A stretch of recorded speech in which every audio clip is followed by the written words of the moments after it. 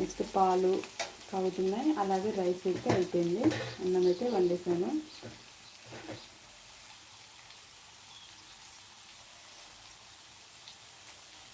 మనకు బెండకాయ తినడం వల్ల అయితే చాలా బెనిఫిట్స్ ఉన్నాయండి. మామూలుగా బెండకాయ ఎక్కువగా తింటే మ్యాథ్స్ వస్తుంది అంటారు. అది అలా తినడం వల్ల నిజంగా వస్తుందో లేదో తెలియదు, కానీ అలా అయినా తింటారనేది మాత్రం చెప్తుంటాను నేనైతే. సైంటిఫిక్గా కూడా రీజన్ ఉంటుంది కాబట్టి చెప్తారు. నెక్స్ట్ అయితే బెండకాయ తింటే అయితే డైజెషన్ ప్రాబ్లం అయితే తగ్గుతుంది, ఎందుకంటే దీంట్లో బాగా చిగటలాగా ఉంటుంది కాబట్టి మనకు డైజెషన్ ప్రాబ్లం ఉండదు అనేసి తెలుసు. అలాగే షుగర్ ఉన్న వాళ్ళు బెండకాయని కట్ చేసి వాటర్లో నైట్ నానబెట్టేసి ఆ వాటర్ని తాగితే కూడా మనకు అంటే షుగర్ ఉన్న వాళ్ళకి అది కంట్రోల్లో ఉంటుందని మామూలుగా నాకైతే ఐడియా ఉంది.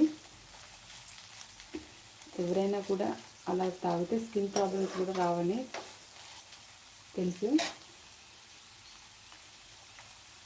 చాలామంది హార్ట్ ప్రాబ్లమ్స్ ఉన్న వాళ్ళు కూడా అలానే చేస్తే ఏంటంటే వాళ్ళకి ఈ హార్ట్ ప్రాబ్లమ్స్ కొంచెం క్యూర్ అవుతాయి అనేసి బెండకాయ వాటర్లో వేసుకొని నైట్ ఎర్లీ మార్నింగ్ తాగితే చాలా మంచిది అని అంటుంటారు.